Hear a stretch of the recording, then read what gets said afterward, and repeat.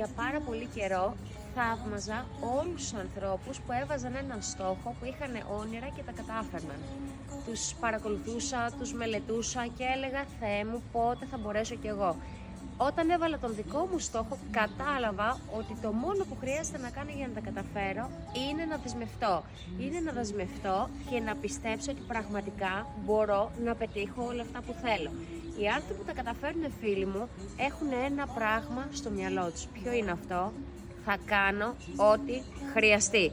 Δεν υπάρχει αμφιβολία, αν θέλεις να το πω έτσι, για το αν θα τα καταφέρουν. Τα έχουν ήδη καταφέρουν. Οι άνθρωποι που θέλουν να τα καταφέρουν και τελικά δεν τα καταφέρνουν, οι άνθρωποι που θαυμάζουν την πρώτη κατηγορία, τους πιστεύουν, τους παρακολουθούν, αλλά δεν δεσμεύονται πραγματικά με τον εαυτό τους.